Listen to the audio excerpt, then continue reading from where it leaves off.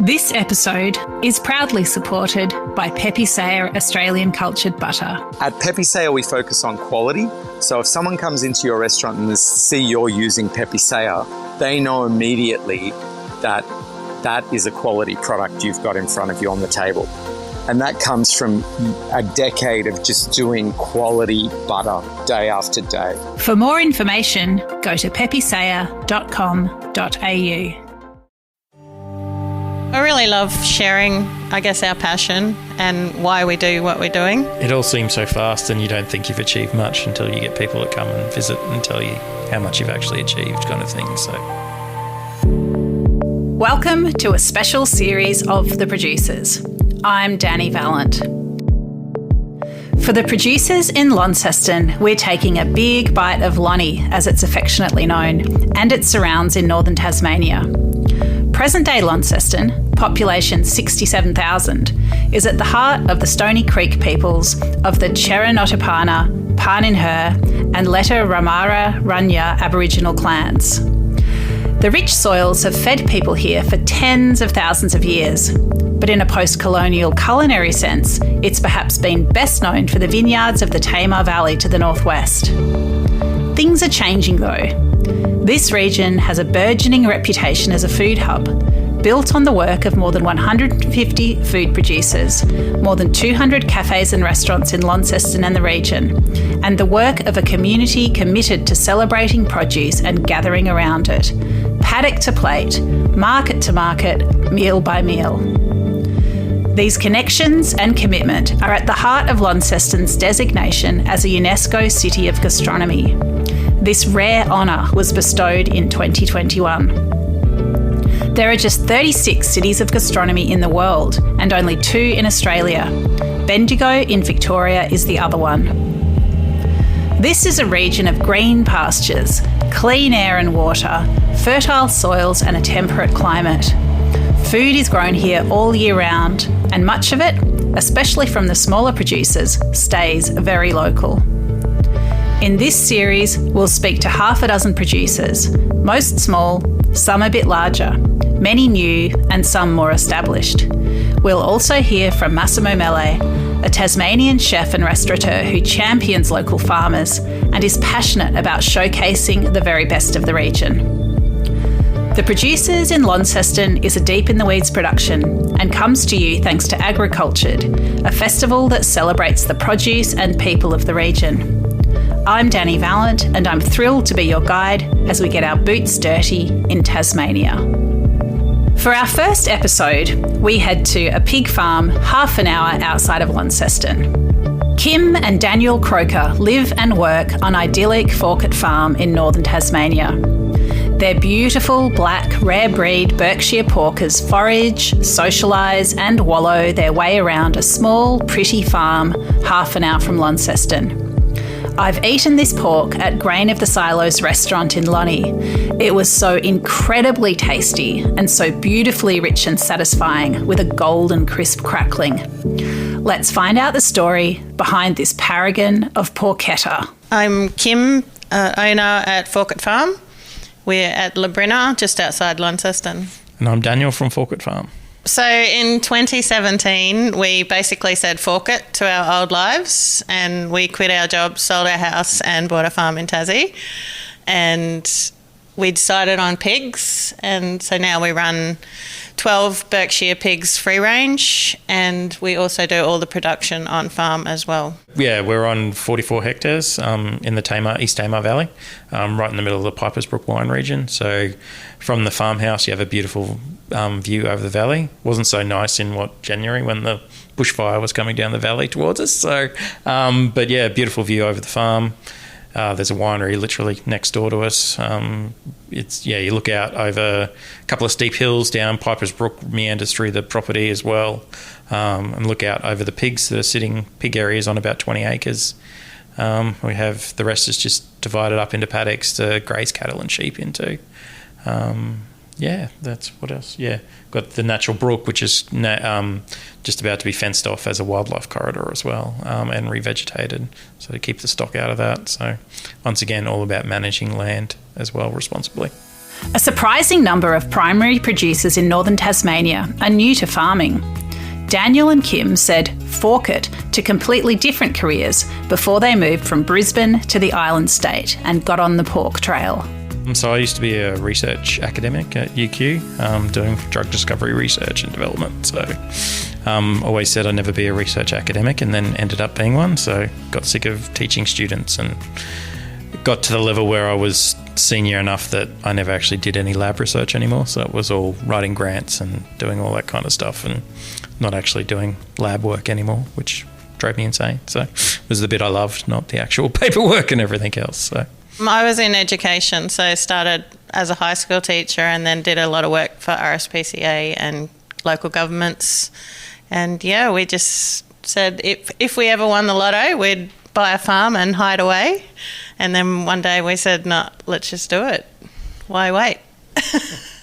Tasmania appealed for the climate and environment, both for people and for pigs.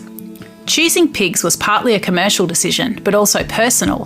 When you want great pork and it's not available, why not grow it yourself? Tassie was for the climate. We were getting sick of the climate in Brisbane, just hot and humid all the time, and not really very many seasons. So, and it was only getting worse. So we came down to Tassie for the environment. It's a better environment to raise pigs in as well. So that's why we chose it.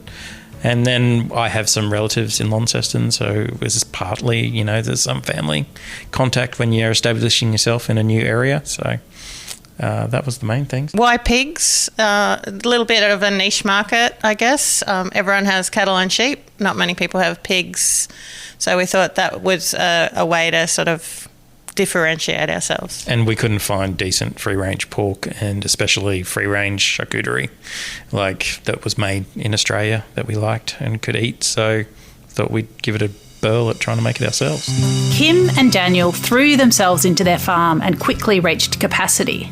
But continuing to get bigger isn't really part of the plan. For the first 3 months, my parents come to help us set up fencing, and the first pigs arrived. So we landed in late March and the first pigs arrived in June. And then I think our first market was June the following year. So it's been pretty whirlwind, and to now where we literally sell everything we make and could sell more, but we don't really want to be any bigger. We enjoy still being hands-on with everything we do. So I do mostly the farm side and Daniel does most of the production.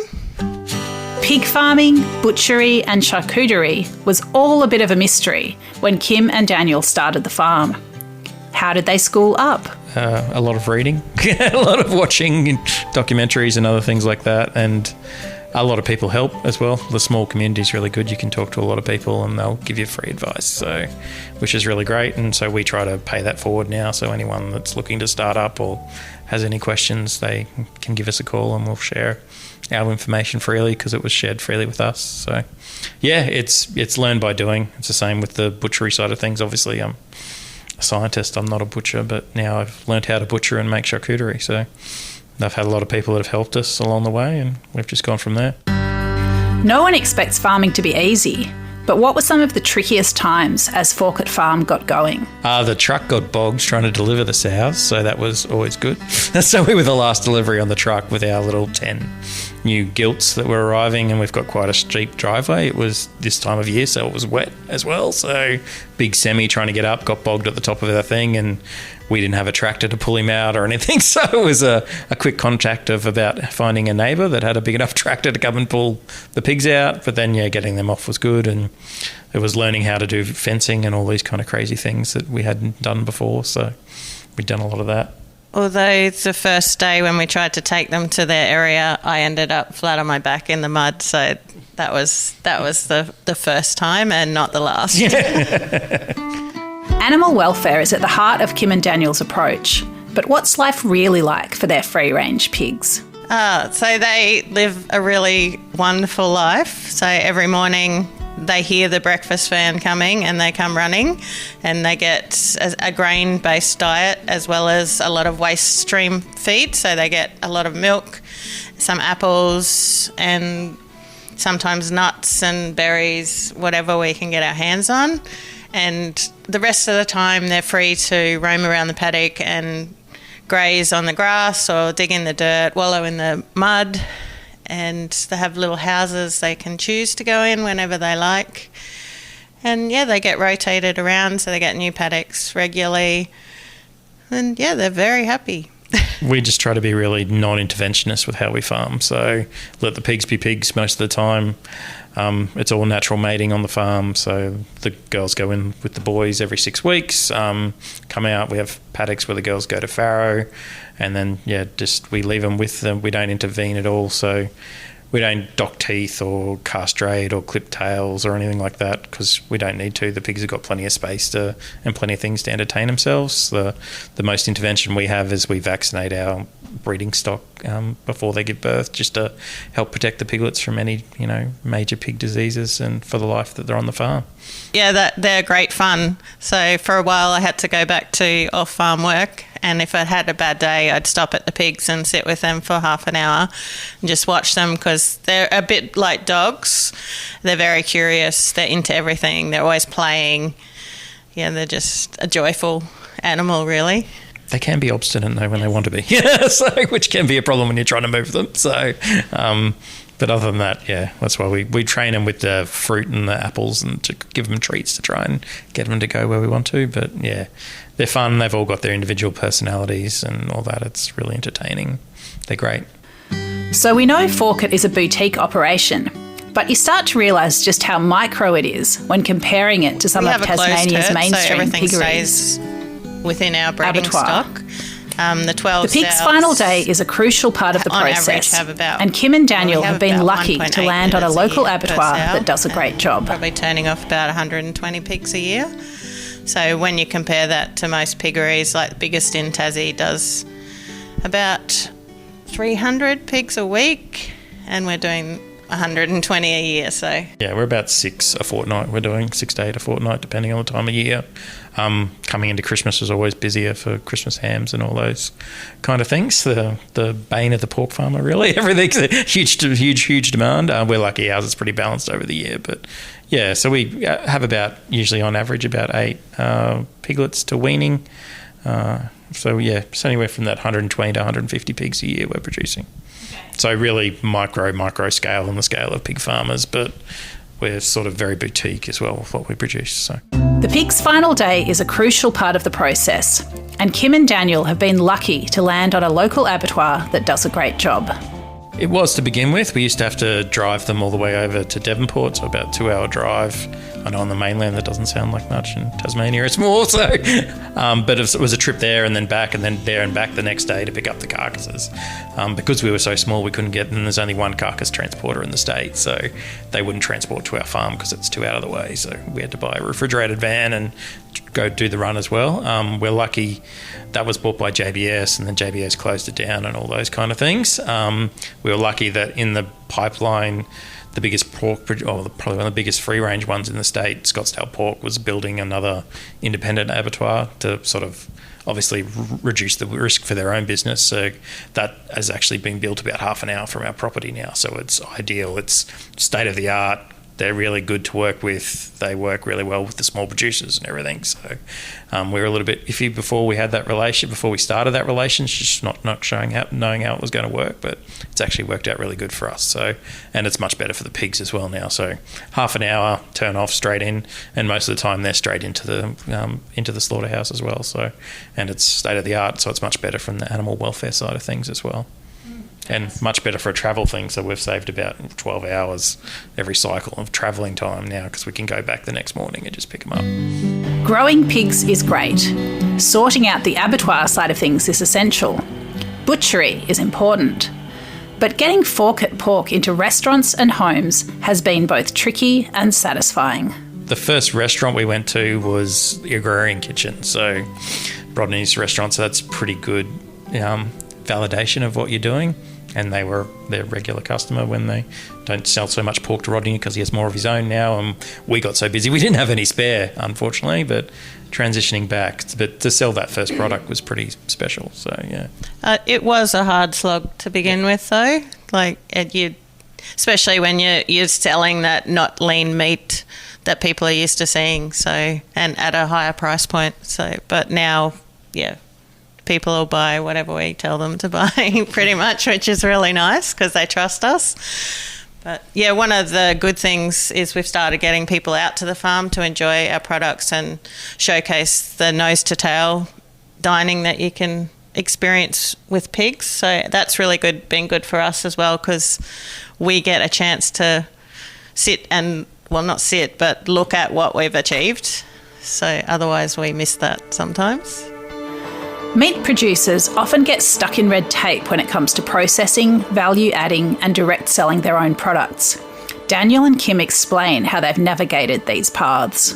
We originally wanted to start out with that plan to do our own butchery and make the charcuterie, and then we got a little bit scared off by the legislation and hurdles when we talked to government, yes.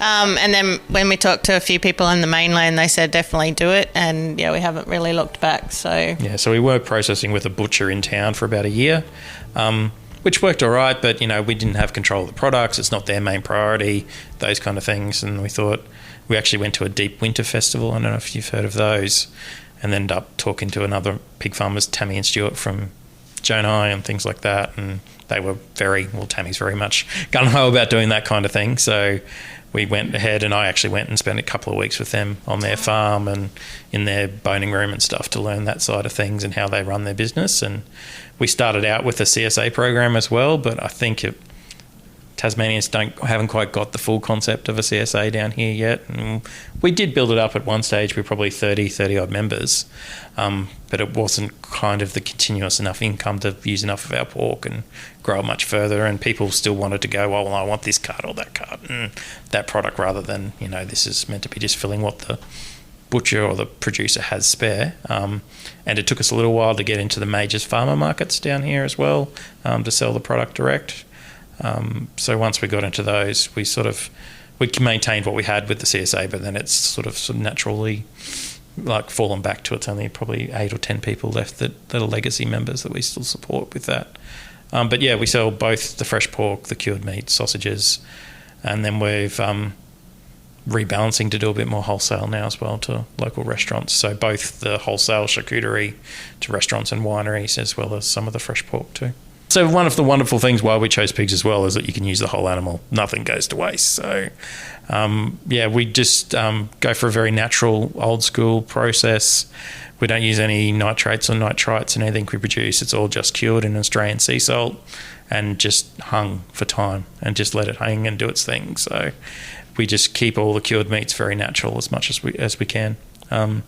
Even things like sausages and chorizos, we don't fill them with rice flour or breadcrumbs, or we don't use any preservatives or chemical preservatives, I should say, in what we produce. So we believe the flavour of our pork is so good, there's no reason to put those things in there, and it just let the natural flavours shine. So, and I guess my experimentation now is playing with sausage recipes and those kind of things. So we don't use any packet mixes or anything like that. It's all fresh spices, and I do everything the difficult way, but it's also the way that tastes better. So we really enjoy it and really love it.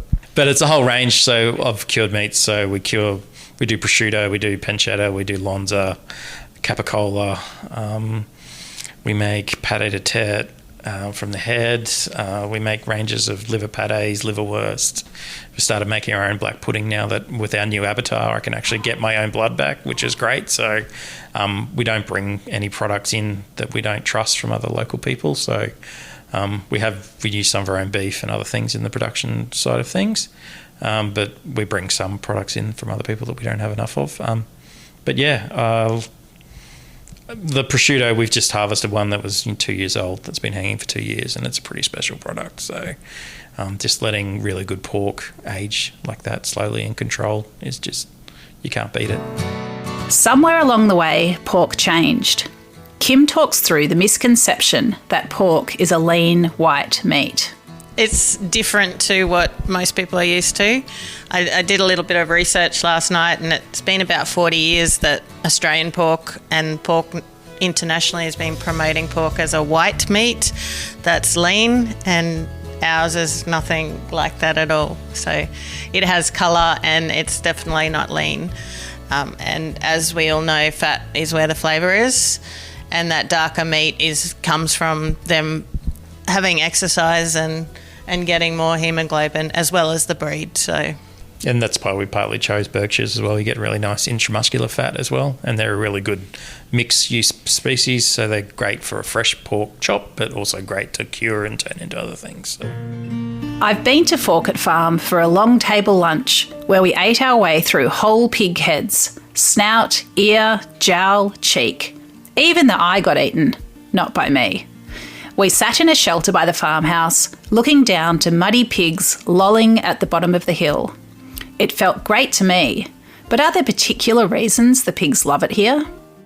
It has a really great climate, so not too hot, not too cold. We get really good rainfall. When you visit the farm, you'll see it. This is our worst time of year to manage the land just because it's so wet, and the pigs think it's fantastic. So, not that they need it wet to dig up the land, but they love it this time of year. They can really plough in and turn over the soil and get to those bugs and roots and bulbas. We've just found it really great environment for them. They grow really well. They grow really consistently. Most of because we don't castrate boys, they're going to the abattoir anywhere from 20 weeks of age, and we're turning a 60 kilo carcass out at that age. And that's just them stimulating and growing on a natural diet. So, yeah, well, Launceston's just been named as a city of gastronomy, which is pretty exciting, and we have such a diverse range of producers doing some amazing things, from miso to truffles to charcuterie to cheese. Like, it's just really amazing to see the diversity. And it's great to see the area recognised just for not for wine now. The people are starting to recognise the food scene as well and see what we can produce down here up here in the Launceston region anyway, which is great. There's no meat as versatile as pork, but what are the pig farmers' favourite ways to eat their wares? Favourite dish? You can't beat a proper carbonara, pretty much. We make guanciale, so I age the guanciale minimum 12 months. It's amazing what pork, salt, and a little bit of pepper can do in time. So just the flavour profile, the flavour bomb you get from that, from really good guanciale, really good parmesan, bit of pecorino, and some really good pasture-raised eggs, and fresh pasta. And you can't beat it. I like pretty much anything Daniel serves up to me, but I guess that's the thing with pork. It is so versatile, but I love my Asian-inspired foods, so those light, fresh Vietnamese-style pork chops are quite good. Farms are always a work in progress, and Kim and Daniel have big plans, on a small scale, at Forkett Farm. Yeah, so next is us rebalancing the business a bit, as in moving to doing some more on-farm events so people can come and enjoy our long table lunches. And I'm really enjoying showcasing people how to cook the bits they think are the yucky bits. So the first one we've been doing is a pig's head feast. So 4 courses, all from the pig's head. So matched with local wines and stuff, and people have been loving it, which is great. So ideally, we're trying to access some grant money to actually build a charcuterie tasting room on the farm as the next sort of expansion for the farm and final expansion. And that will be somewhere where we can do a curated tasting experience, like a wine tasting, so they can taste the different charcuterie from the different cuts through the whole pig. Also like to have a dedicated workshop space in there. I get asked all the time to teach people how to make sausages and do butchery demos and all those kind of things, and so I'd like to show people how we do things. People are always amazed. Before we moved down, Kim had a farmer friend and said, just make sausages and sell them, that's all you need to do. And we're like, well, yeah, I like a good sausage, but it's just amazing. People love sausages in Australia, and I'm not cheap for my sausages, but we sell out every weekend. We sell 75 kilos a weekend, at a market of sausages. So it's really great. It's good. It's amazing. And people think it's hard. It's really not. It's just taking the time to do it properly, I think, is the big difference. Forkett Farm is an ongoing leap of faith. It's intentional, joyful, and the results are tangible. Kim and Daniel share what they love about what they do. It all seems so fast, and you don't think you've achieved much until you get people that come and visit and tell you how much you've actually achieved, kind of thing. So, we've come a long way, and now we've think we've built the business enough. We always said the goal was just to have both of us on farm full time, and that's where we're at now. So not many farmers can say that, the farm business is supporting them as their full-time lifestyle. And we never set up to dominate the world. It was a bit scary because Kim quit an off-farm job in March 2020, so just before COVID hit. So, but we wouldn't have survived without it. We only have got busier from there. So I really love sharing, I guess, our passion and why we do what we're doing. It's not all about making money and getting bigger and fame and fortune. It's about educating others and providing a really healthy food for people to enjoy. I love doing it to see, just sharing what we produce as well. Like, I spent 20 years in science and never got anything anywhere, like in drug development. So this now I can raise an animal the right way, make a lovely product, and then feed it to someone and see their enjoyment. So just that satisfaction of seeing the achievement as well and seeing people enjoy the product. Forkett Farm hasn't been there long, but it's made a big impression on its northern Tasmanian community. It's trained or retrained people in what pork is really supposed to taste like. It's an example of small-scale commercial farming that has ethics and animal welfare front and centre. And its lifestyle. Not an easy one, certainly a busy one, but definitely a satisfying one for Daniel and Kim Croker.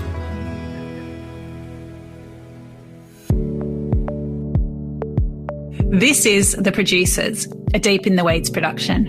I'm Dani Valent. Stay tuned as we talk to some of Australia's best farmers, makers and growers. Follow us on Instagram at Producers Podcast or contact us via deepintheweeds.com.au.